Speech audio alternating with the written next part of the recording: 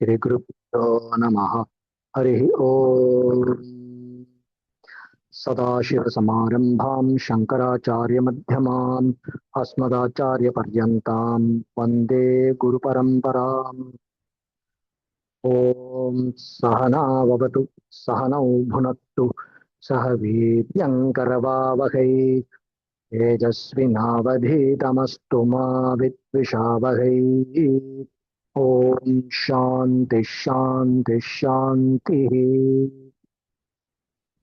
Arunachala Shiva, Arunachala Shiva, Arunachala Shiva, Arunachala, Arunachala Shiva, Arunachala Shiva, Arunachala Shiva, Arunachala. We have been seeing Upadesa Undiya. In that, in the last class, we discussed about the verse Idamidu Pujai Japanam Dhyanam Udal Vakku Ulak Tolil Undi Para Uyarvahum Undril Undru Undi Para.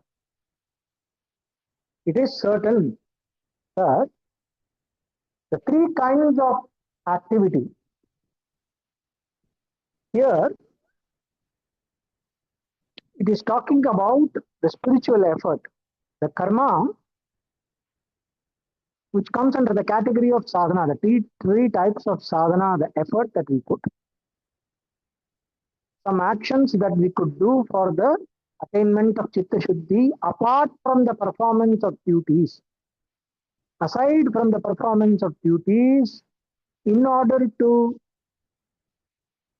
intensify the preparation of the mind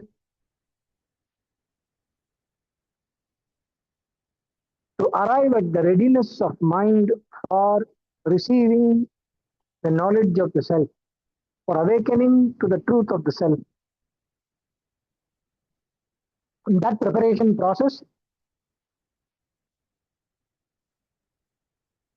through Nishkamya Karma, which includes both performance of our duties and also deliberate practices like puja, japa and dhyana, ekagrita and all that.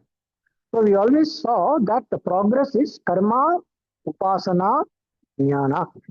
Karma is various actions, both prescribed and allowed by the Shastra, done in the spirit of yajna, the spirit of sacrifice, and with minimal attachment to results, and in an attitude of devotion and offering the results to Ishvara. Performing action in the attitude of yoga. That applies both to our duties and the spiritual actions which are injunctions from the religious life, secular duties and religious duties. Let us say secular commitments and religious commitments, and not indulging in actions or trying to minimize the actions that are driven only by personal desire. Right? The desire for result to not be the motivation for any action, but the righteousness and the purposefulness and the meaningfulness of the action should be the reason for the choice over what action is to be done. And that action is done in the spirit of devotion with the attitude of offering the results to Ishvara. Right. And we have discussed various stages of that. And when it comes to spiritual activity, the sadhanas that we do, practices that we do, they are also done in the spirit of karma yoga. So we see in Bhagavad Gita, Loke asmin dvida nishta pura prokta maya naga jnana yogena sankhyanam karma yogena yoginam. That is a very famous shloka. In this world, there are two types of commitments. One is karma, another is jnana. So, here in karma, the three activities are included. The activity of the body, which is puja. The activity of the speech, which is japa, and the activity of the mind, which is dhyana or meditation. So, meditation is also karma. This is what we need to understand. Karma has two aspects, both external and internal. Internal karma is called upasana. Udal, vak, ulat, todil means what? The activity of the body, speech, and mind. So, meditation also comes under karma. And we have seen repeatedly in our discussions that karma does not give moksha even in a crore of lives, crores of lives. You cannot attain liberation through karma. Na karmana starts na karmana na prajaya dare na tyage naike amritatvamana. Right? Not by action, not by the progeny, etc. It's all extension of action. Not by wealth, by sacrifice alone. Tyaga is what? All that we have discussed. So, tyaga here is kartritva buddhi, giving up the bhokritva buddhi and the kartritva buddhi, giving up your attitude of being the doer and the enjoyer, giving up of the sense of doership through knowledge. Until you are ready for that, performing, performing or aligning the sense of doership with God in an attitude of devotion and detaching yourself from the results of action by offering the results to Ishvara, that prepares you for knowledge. Right? So, all the possibilities of this mystic schools of yoga trying to sell devotion, sorry, trying to sell moksha or trying to sell the various practices of yoga as and mystic practices as sadhanas that will give you as tools or methods that will give you liberation is all finished in this one na karmana. In that one line it is finished. So kaya vangmana karyamuttamam pujanam japa chintanam kramat is the Sanskrit translation of version of this shloka. திடமிது பூஜை ஜபமும் தியானம் உடல் வாக்கு உளத்தொழில் உந்தி பெற உயர்வாகும் ஒன்றில் ஒன்றுந்தி பெற. In that, Sri Bhagavan Ramana Maharishi has brought into the spectrum of karma. The definition of karma includes meditation.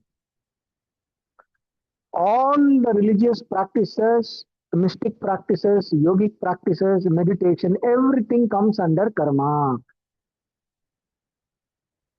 So one cannot get liberation through meditation. Tracing the I thought to its root is also meditation. That alone cannot give liberation. Of course, that can awaken a very high level of viveka and preparing you and take you to the door of liberation. But it is also mental activity. It is a little different from concentrating the mind, all that we will see later. Meditation on God cannot give you liberation.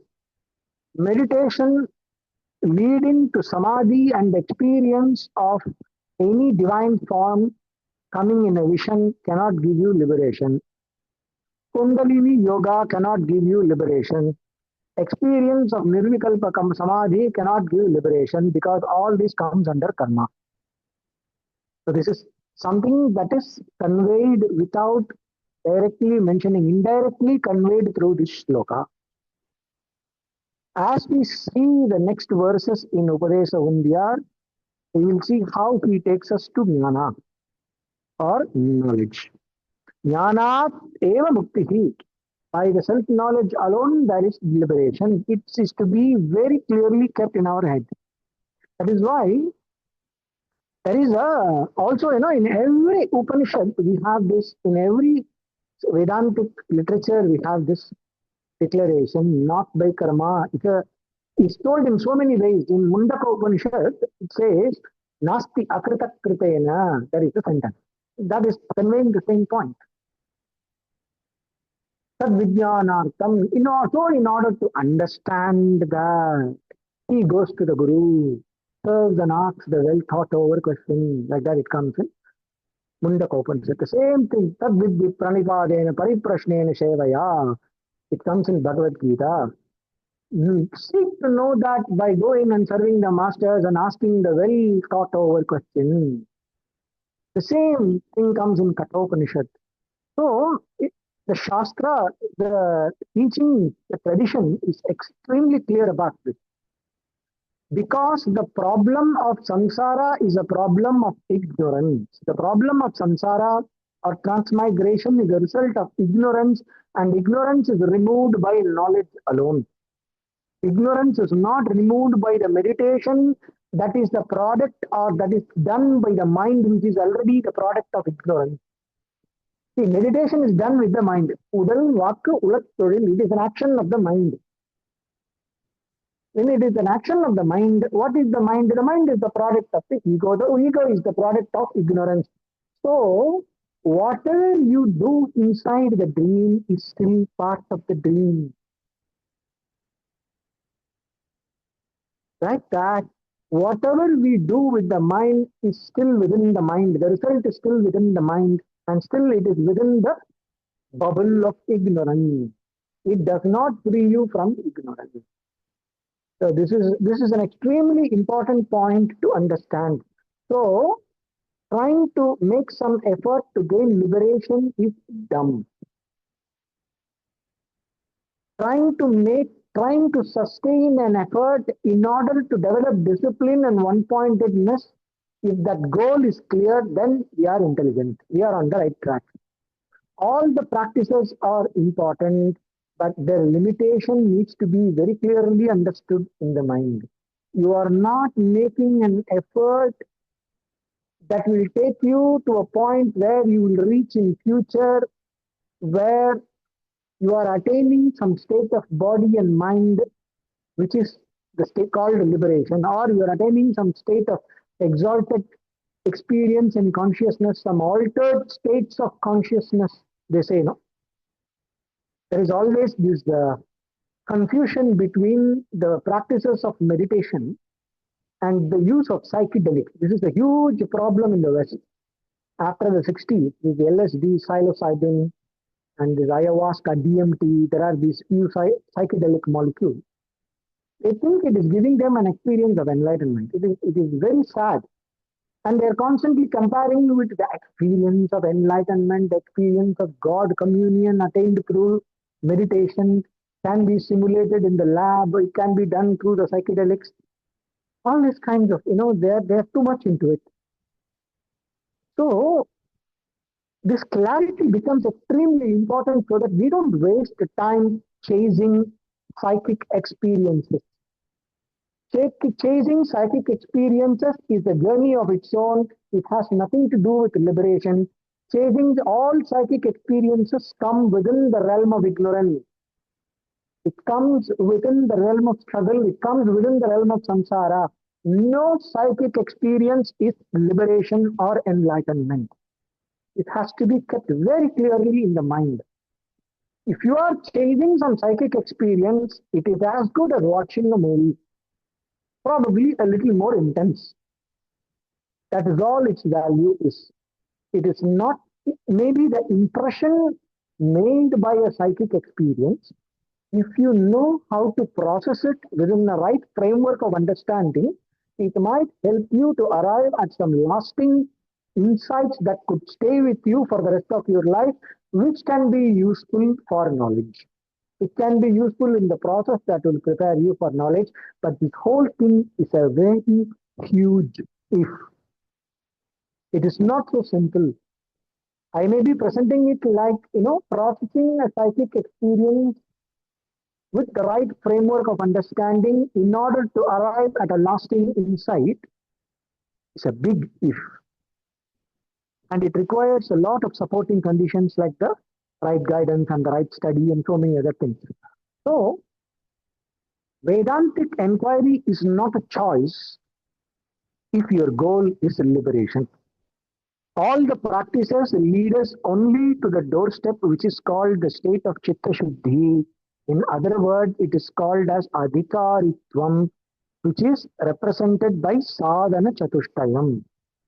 Chitta Shuddhi, purification, purified state of mind, a highly sattvic mind in which one has the four qualities of liberation are shining, are available, are functioning, which is detachment, discrimination, the sixfold inner wealth, and the burning desire for liberation. Viveka, Vairagya, Samadhi Shatka Sampatti, Mumukshutva. Right? That's what I said in English. Now, coming to that, I will probably, in this context, I can accommodate the question that was posted today.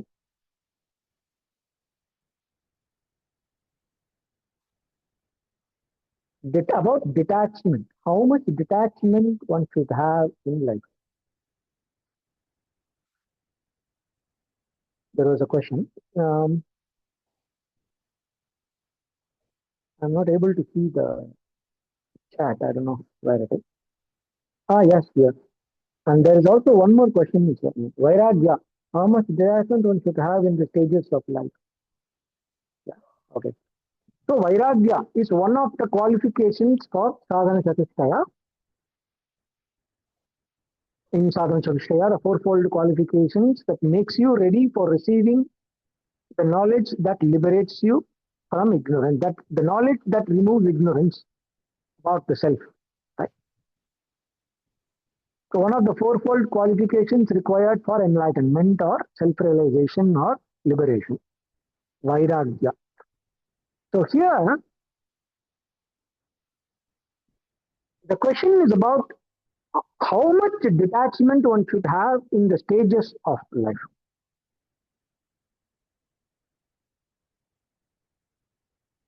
It is not, this question is not connected to moksha as such, unless you are a sannyasi. So stages of life here means he's talking about the ashramas, brahmacharya ashrama, the stage of being a student. So you may say, we are all married, I am married, but I am a student of Vedanta, I am retired, I am a student of Vedanta. I am a school student, but as college student, but I'm still studying Vedanta. So nowadays we have brahmacharis studying Vedanta, grihasthas or householders studying Vedanta, vanaprastha, a kind of vanaprastha, retired people studying Vedanta. And we also have renunciates, monks and nuns studying Vedanta. So let us leave the context of Vedanta. Generally, from the context of dharma, ashrama dharma, the recommended way of life in each ashrama or each stage of life, which is not relevant anymore because everyone, almost all of us are atyashrami, means almost nobody is living according to the prescribed ashrama of that stage of life. So we will take it with a pinch of salt, but let us understand the principle and then try to adapt. How much vairagya a student should have? Brahmachari. Whatever vairagya that allows him to acquire the purushartha of that stage of life. Each stage of life has a dominant purushartha. Purushartha, reminder, means the goal or an objective of that stage of life. What are your main goals in that state of life?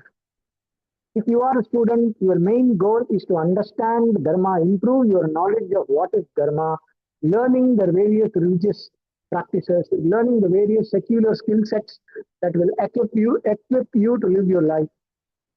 Developing discipline, mind control, sense control, all these are part of Brahmacharya Ashrama. So, the Vairagya required is that which allows you to develop very strong principles, which develops your capacity to live up to the values that you learn, to put the values and principles above your personal likes and dislikes, to develop the discernment that is required for you to understand what is right from what is wrong, and give you the capacity to commit to doing what is right. So developing this capacity, whatever vairagya is required, is required for the stage of brahmacharya. That is the first stage of life, being a student. Let us say up to 20, late teens and early 20s. The vairagya required is to develop an ability for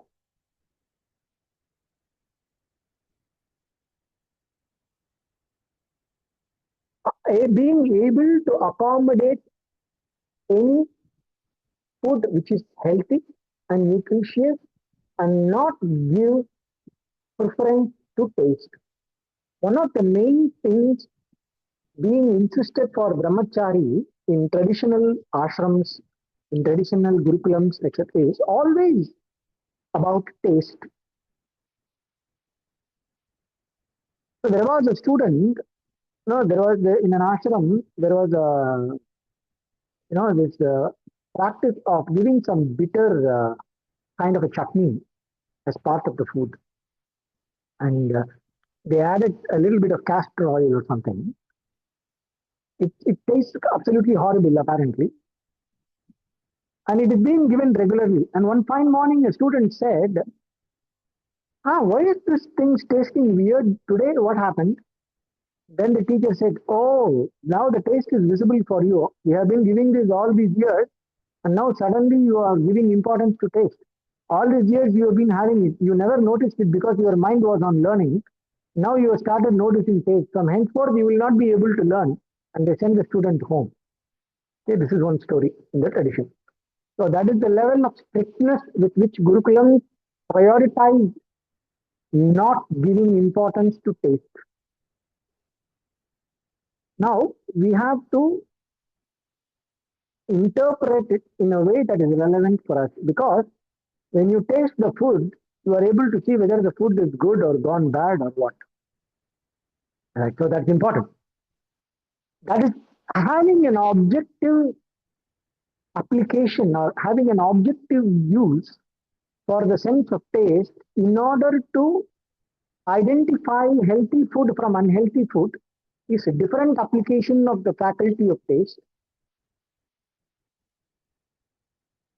when compared to using the being used by the sense of taste, where your prime motivation to eat food is only the sense of taste. These kids who will refuse to eat, these rich spoiled kids, we say, there are kids who don't get any food, and then there are kids who are being continuously overfed and being given all the best things, and then they keep complaining, oh, this is not good, that is not good, where is my seasoning, I want my ketchup, I want, Nutella, all these, these typical city kids, oh, where is my pickles, or where is my sauce, oh, I will eat only French fries, oh, I need a burger, otherwise I will not eat, all this, give me a chocolate after eating, otherwise I will not eat. You constant negotiation.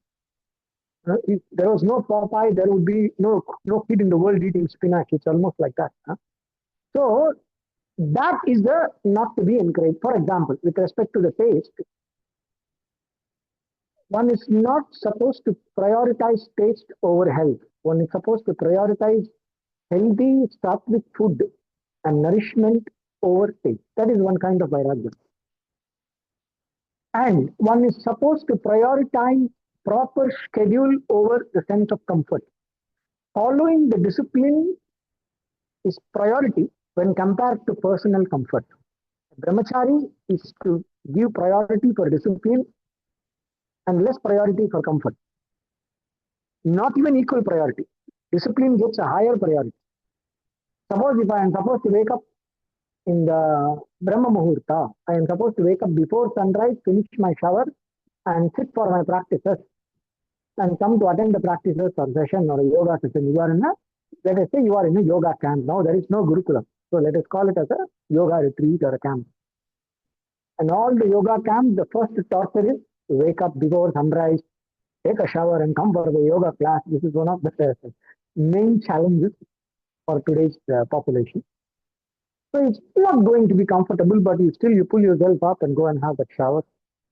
And then, put something on your forehead, apply some tilak or something, do a little chanting, and then come and sit in the class and try to keep your body upright during meditation. All this is against comfort. So you are training your system. When you're training the body and the mind, it is going to be uncomfortable. So, ability to prioritize discipline over comfort up to the point where it does not turn unhealthy. Sometimes a little bit of soreness of muscles, a little bit of ability to withstand some challenges, health challenges is okay. But those who are running the system, they should have the common sense to not push it too far.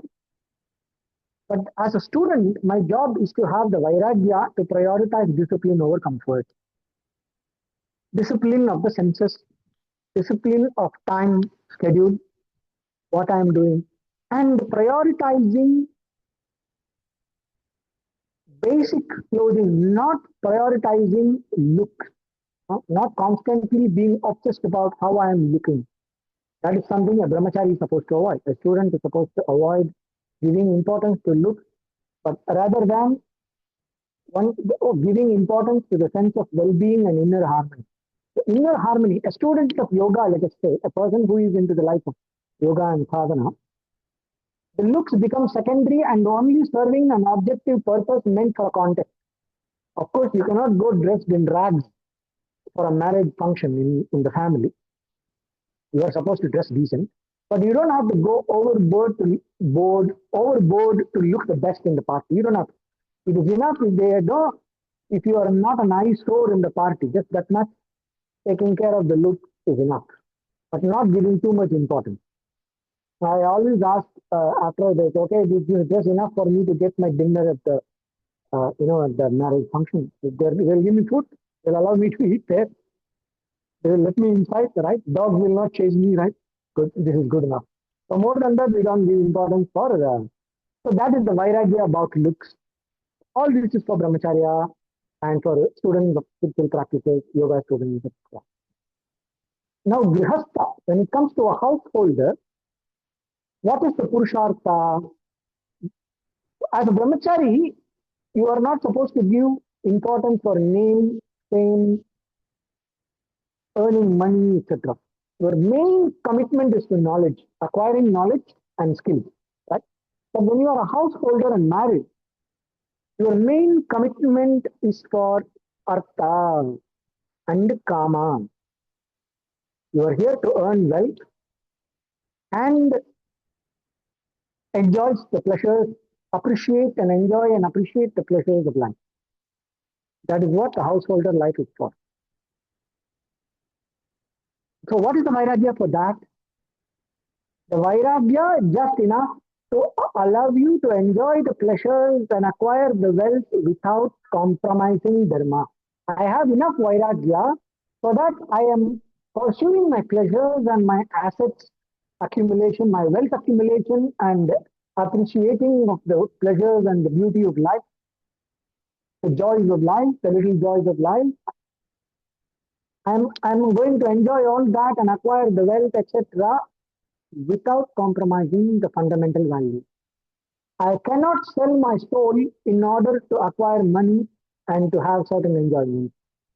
I do not go against my conscience and the values that I very clearly understand are to be followed, but I compromise them because compromising that can help me make a little extra buck here, and I can enjoy a quick guilty pleasure, but I know that I have compromised certain fundamentals. So I have enough vairagya to say no to a pleasure if that is going to make me compromise my deeper sense of values, and if it is going to make me feel guilty afterwards, I say no to that pleasure. That much vairagya.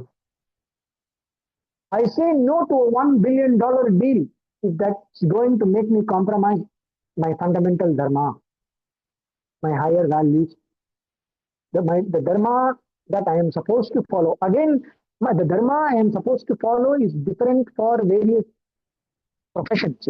My various lifestyles have different kinds of dharma. Suppose if I am a brahmana devoted to knowledge and spiritual study and teaching and all that, my commitment to ahimsa is a little more than what a kshatriya or a vaishya's commitment to ahimsa is. or a Shudra's commitment to ahimsa is. Somebody is a very, doing some hard physical labor and all that. Or somebody is a warrior. They are allowed to eat meat. This is allowed by Dharma Shastra. So their ahimsa can include meat. But their ahimsa cannot include going and intimidating a weaker person in order to, to push their weight and, to indulge in violence in order to get the thing done because they like it. Right? Again, within they are allowed to eat meat, there are certain restrictions. So, and if I am a Brahmana, I am not allowed to eat meat in Kali Yuga. Brahmanas and Vaishyas should not eat meat in Kali Yuga. So, if I am a trader and where I am using mostly my intellectual capital, or I am a knowledge-based person, I am a technology-driven person, I am a scientist, or I am a spiritual teacher, I am not allowed to eat meat, period. Whatever nutrition, I have to find my way to get it from vegetables. Maybe I can use some milk, some ethically sourced milk. So, like that, it changes according to the way of life. The values have to be understood in an individual basis according to the way of life, because Varna Dharma is not applicable for our times like how it was traditionally applicable. So, we will have to adapt the principles that drive the Dharma and try to interpret it according to our context today. Desha Kala Patra, I say, according to the place, the person, and the context, we will have to interpret Dharma on every case as individual basis. So that is a growing understanding that each one develops.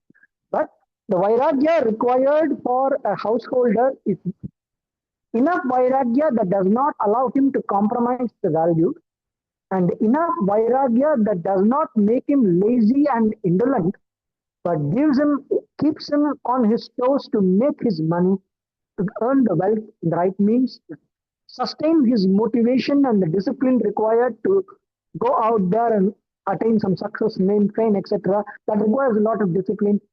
Also, to enjoy the pleasures of life, like if you want to have some gourmet food, if you want to have a good quality sex, have a good romantic time with your partner, all this require discipline. If you're constantly watching TV and scrolling your phone during a date, it's not going to give you the pleasure of the nice company of your partner. So there is a certain vairagya required for your social media. There is a certain vairagya required towards some, unhealthy food, what you eat. If you feel like eating some food with a lot of garlic, let's say, and then you're going for a date, it's not going to be you cannot have a nice kiss after you have some garlic. So generally they brush their teeth and put some aromatic herbs and all that, and then they go, or they avoid eating certain foods. Right. So these are all discipline. This is all vairagya. I learn to rise above my urges and compulsions in order to make myself available for a nice experience in life. So that is the kind of vairagya that is required for a grihastha. For a vanaprastha, a person who is retired but committed to preparing the mind and developing the one-pointedness, it is the vairagya that allows that person to do tapasya. Right? A vairagya that is required for the practices of Raja Yoga. And ahimsa becomes absolutely uncompromised. Something, or your vairagya that helps, the kind of vairagya that helps you to sit and practice your yogic practices and develop a very high degree of one-pointedness in mind. If you are a sannyasi, there is no compromise in that. And for a vanaprastha, for a retired person, the vairagya that helps you to not poke your nose in any affairs of the world. You are retired, you let the world be. It's not your problem anymore. The world and fixing the world is not your problem anymore. If you have retired in order to prepare your mind for renunciation and knowledge, the world is not your botheration anymore. It's not your duty anymore. Your duty is to prepare your body and mind for self-knowledge and nothing else. For a sannyasi, if you are a renunciate, you have renounced everything, moksha is your only goal and nothing else. Vairagya is absolute. So you are working towards Paravairagya. You have nothing to attain in any of the worlds. Neither in this world nor in the higher world. You don't have any commitment even towards God. Absolute Vairagya. So you are working on Paravairagya. That comes from knowledge.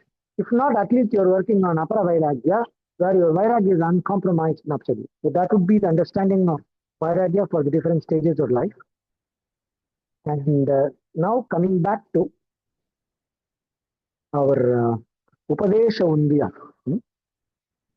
So we saw about the three activities of the body, mind, speech and mind. And then after describing them, he goes to the fifth word. I also addressed it a little bit in the last class. Ennuruvamum irayuruvamena enni valibaral undipara ஈசனது பூசனை undipara. So in the literary form, ennuruyavum irayuruvamena enni valibaral undipara ஈசனர் பூசனை undipara. Because of the grammatical things, the words are presented. Jagata Ishadvihi Yukta Sevanam Ashtamurti Bhrit Seva Pujanam. But in Tamil, you have two meanings here which I have addressed. Looking at everything as God and looking at the eightfold universe as God, I addressed that. And we discussed that it is important to have an altar and a focused point of worship while we are doing side by side, learning to have an attitude of love of God to everything in this universe. Right? How do you bring that to see everything as God and to worship that God which is the God has everything? I need to develop that sense of connection and emotional connection with God through a form or a representation. I would put the word representation. Through a concrete representation to which I relate in a systematic way through chanting and meditation and worship. In an exclusive practice where I develop that current of devotion in my heart, then I extend it to everything else out there in the universe. We discussed about that, and I even finished the class with the force, may the force be with you. Right? So, after that, he talks about japa.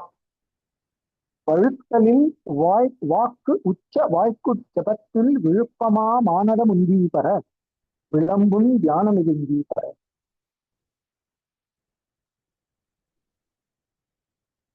Better than chanting aloud or as a chanting where the sound can be heard.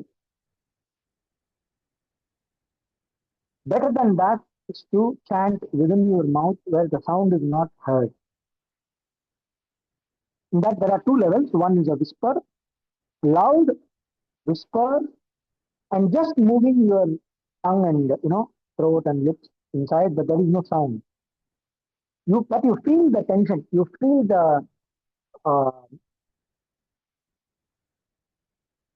effort in your tongue, right? Nobody can hear you even if they put the ears next to your mouth. There is no sound coming up, but there is movement of your mouth in order to intone the mantra. So that is better than chanting aloud.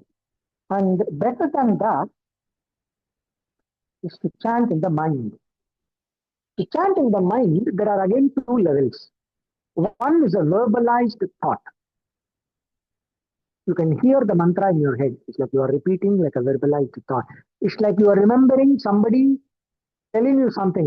Somebody told you about something, or when you recollect a movie song that you like, or a shloka that you like, when you recollect it, it comes as in clear words in your head, right? It repeats in clear words in your head or somewhere inside your system, right? So that is verbalized thought.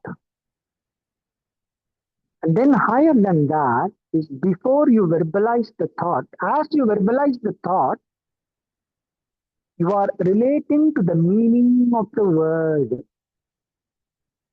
So the word and the meaning of the word come alive in your mind together.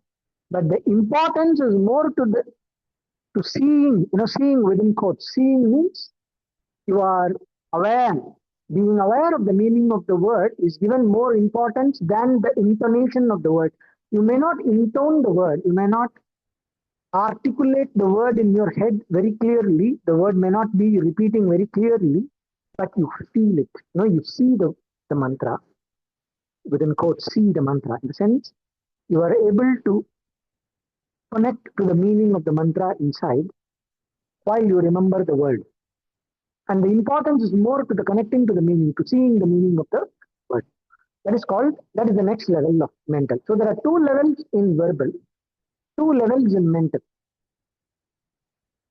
And there is another third level, which is mental, but it is the deepest level of chanting the mantra. It's called para, where your prana and the mind takes the form of the mantra. The mantra's vibration pattern in the mind synchronizes with the prana, and it just shines in your consciousness. You can feel it in your system, you can feel it in your body, you can feel it in your heart, you can feel it in your nadis. It's like the mind becomes the mantra. It's called para. Okay. So the four levels, Vaikari. In Vaikari, that is Ucha Japa and Manda Japa or Upamshu Japa. Verbal. That is loud Japa, whisper Japa. Loud chanting, whisper chanting, and intoning in the mouth without the sound coming out. These are coming under the Vaikari category. Madhyama category, verbalized thought. There is only repetition of the mantra as a verbalized thought, but with clear intonation to the pronunciation and the letters and everything. Subtler than that is seeing the mantra Pashyanti. And the deepest level of mantra chanting is called para, which is almost like a japa where you don't chant, but there is a steady current of flow of the mental energy into the structure of the mantra. The mind becoming the mantra. That is called para. So Vaikari, Madhyama, Pashyanti, para. The walk or the speech, the faculty of speech arises from para. The point from where the thought arises, that is para. The source of the thought. That is connecting to the mantra at the source of thought. That is para. Then aware of the mantra, seeing the mantra along with its meaning, Pashyanti. And a little less subtler than that is the verbalized thought expression of the mantra. And lesser than that is the whisper and is the verb movement of the tongue and the mouth, and then the whisper and then the loud. Okay? Then going back in reverse. So you start with whisper. If you cannot manage just the movement of the mouth, start with whisper, like Shiva, Shiva, Shiva, like that. And then you stop giving the sound energy and just intonate it in your mouth. Focus on the gap between two chantings. It will become easy to capture the point before the intoning where it is a verbalized thought. Sustain that for some time. And when you give importance to the gap between two verbalized thought and the concentration is enough, you will be able to see the mantra. And then from there, it will go to para when the concentration is enough. Vaikari, Madhyama, Pashyanti, para. Right. So these are the four levels of speech. Going to the point from where the speech arises. These are the four levels of speech connected to the four levels of japa, 4 or 5 levels of japa. In that, the mental japa, what I called as para, is considered as dhyana or meditation. Vilambuni dhyana midu undi para. This chanting at the level of the mind, at the point from where the thought arises, and sustaining the mantra consciousness at the point from where the thought arises. without break. That is meditation, where a japa or chanting matures to meditation. Okay, this is the traditional standard practice. So, how to do this practically is very important. First, to master asana, you must be able to sit in a comfortable posture that allows you to keep your body, your hip, back, neck, and head in a straight line vertical without support. Okay, if it is difficult, you may take a back support, but it is better to avoid head support. Without back support is even better. So if you are sitting in a chair, try not to lean back, but you can put your feet down and sit a little bit in the front so that you can keep your effort to keep the back upright is in your hands and you are not lounging. Correct. Yeah. So that posture, find a posture to sit. If you are able to sit in one of the four classic meditation asanas, Padmasana, Vajrasana, Swastikasana, Siddhasana, Sukhasana, if you are able to sit in any of these asanas, wonderful. But you must be able to sit for at least 25 minutes to 30 minutes without tripping, without any discomfort that would disturb your attention and bring your attention too much to the body. Right? It is always nice to lounge in a sofa. So discomfort doesn't mean the kind of discomfort that is asking for sofa. I'm talking about the discomfort that is painful which is asking for which is asking for doing some movements and stretches in order to release the pain, which is asking for a change of posture. So that kind of discomfort is to be avoided. But a little bit of discomfort because you are not used to sitting without support. You have to keep your back upright, so there is a constant application of some sustaining of some effort in your hip to keep your torso up. That mild discomfort is okay. You'll get used to it. I'm talking about the discomfort that is asking for sofa. No, that is to be avoided. That discomfort can be tolerated. But the discomfort that results in pain and asks you to change your posture, otherwise, you're only thinking about the pain, that kind of discomfort is to be avoided and make yourself comfortable enough. Right? So, that asana, to be able to sit for 25 minutes. And while you are sitting, remember these 5 zones in the body.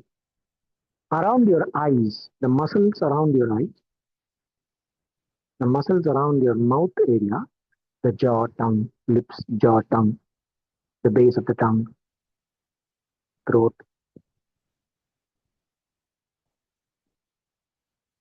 the shoulders and abdominal muscles, the toes of your feet. These 5 sets of muscles should be kept absolutely effortless. If you are having a chin mudra in your hand, that's okay. That is a minimal effort. Other than that, the fingers must not be tight. Now, when you tend to concentrate, you might notice that either your toes are tightening or your abdominal muscles might tend to get tight, or you may be putting unnecessary effort in your hands or in your shoulders and neck. Some may be biting their teeth or the jaw may be stiff. Some may be pressing their eyelids unnecessarily. So you have to make sure these 5 points remain at the muscular level, at the body level. Constantly monitor them to be completely effortless. I am repeating the 5 zones: eyes, the muscles around the eyes, the muscles around the mouth, the neck and shoulder, hands, abdominal muscles, the toes in your feet. Feel the effortlessness in these 5 points. And while you are sustaining the effortlessness in these 5 points and keeping the body upright with minimal effort required to sustain a steady, comfortable, and a straight posture, and keeping the 5 points relaxed,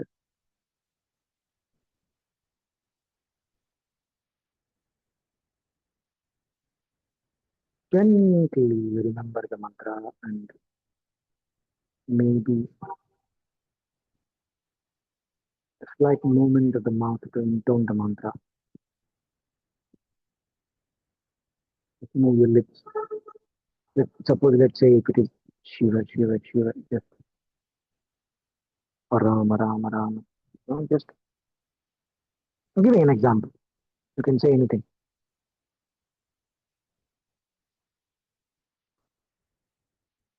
And you sustain this posture, the steady posture, straight posture, the 5-point relaxation, and intoning the mantra. And as you keep doing that, keep repeating doing that for 25 minutes, 2 times a day. So this becomes a easy to do practice. 2 times a day, 3 times a day, sunrise, midday, sunset, midnight. That would be ideal.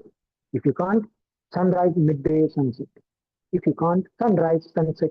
Even if you cannot manage the time, let's call it before breakfast, after shower, before dinner, after shower, or at least after washing your hands, feet, mouth, face, earlobes, rinse your mouth, and then come and sit. Right? So 2 times a day would be great, 25 minutes each. The asana, as I described, 5-point relaxation, and gently repeating the mantra without sound coming out too much. If you're not able to concentrate, maybe you can whisper the mantra. You can start with whisper. I think everybody can manage a whisper. You don't really need to be loud. A whisper that somebody sitting next to you cannot hear.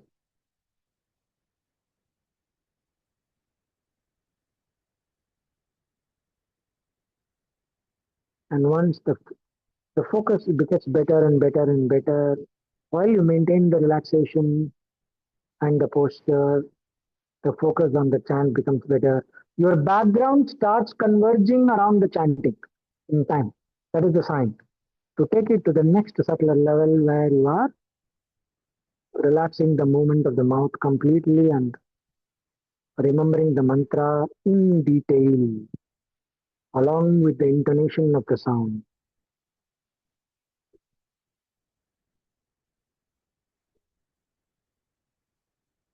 The stage before you move your mouth, the mantra comes to the mind, right? That way.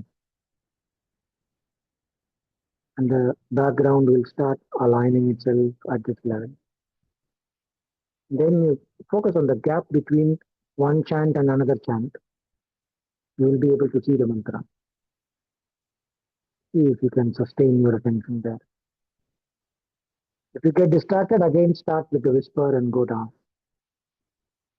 Like this, if you master, eventually you will reach the para level of chanting, which is meditation. Right? So that's how you practice the japa. I wanted to describe this process. It is very important to have physical relaxation and steadiness. Sthira Sukham Asanam. That becomes very important here. And asana becomes steady by relaxation of unnecessary effort. There will be always a tendency to move the body here and there. Some, trying to move and twitch and all that. You learn to relax all that urges to move the body by making the mind think of something really vast, like a vast expanse of the sky or something like that, an open space, or think of the infiniteness, the concept of infinite in any way. Things like that will help you to reduce that reactive lower mind that constantly wants to move the body. So that restlessness in the limbs will start reducing, and then you can go to the mantra. So mastery of asana is important for this. Maybe if you are a little too restless, you can combine the chanting, the verbal chanting I said, where you are verbalize the thought, where you are not moving the mouth, but you are pronouncing the mantra in your head in detail, the detailed pronunciation of the mantra in the head. You can try to do that by synchronizing with your breathing. For example, let us say I'm chanting Sri Rama, Jai Rama, Jai Jai Rama. I'm chanting that. I can do one mantra for inhalation and two mantras for exhalation. No, or one mantra for inhalation, one mantra for exhalation. Or if it is a long mantra, half a mantra for inhalation, half a mantra. Hare Rama, Rama Rama, Hare Hare. Inhale. Hare Krishna, Krishna Krishna, Hare Hare. Exhale. So depending on your mantra, you find your own rhythm to synchronize the thinking of the mantra with deliberate breathing. That will reduce the peripheral restlessness to some extent. And when you're able to get a good focus at the level of thought and the body level restlessness reduces, let go of the breathing and get back to thinking the mantra with absolute effortlessness at the physical level. Sustain it. And as you sustain it, focusing on the gap between the thoughts will take you to the deeper and deeper level of awareness of the layers of the mind where you can bring up the awareness of the mantra at a deeper and deeper level with one pointedness. The system, mind in all its layers will start aligning towards the goal of remembering and connecting to the mantra and its meaning. Appreciating the meaning of the mantra while you chant will help you to stay more focused on the mantra. It will invoke a more wholesome kind of a harmonious focus with minimal conflict. Will come when you are able to appreciate the meaning of the mantra while you chant the mantra. That japas tadartha bhavanam yoga sutra. So that would be about the different levels of japa. He says about the para chanting, the next seventh verse, Vittu karudalin aarinin veechi pol vittudad unnale undi para vichedama munnave undi para.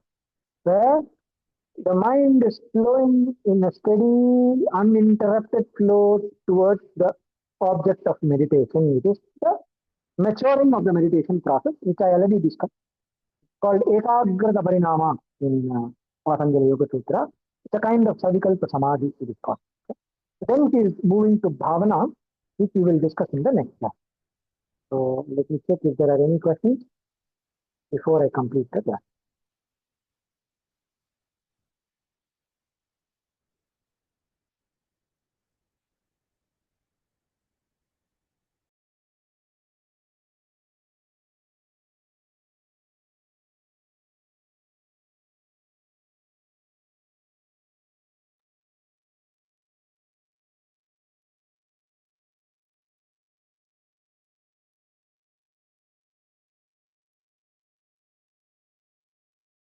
Looks like there are no questions. So let me finish the class. Om Purnamada Purnamidam Purnat Purnamudatchate Purnasya Purnamadaya Purnameva Vachishyate Om Shanti Shanti Shanti. Om Tatsat. Have a nice week, everyone. Thank you.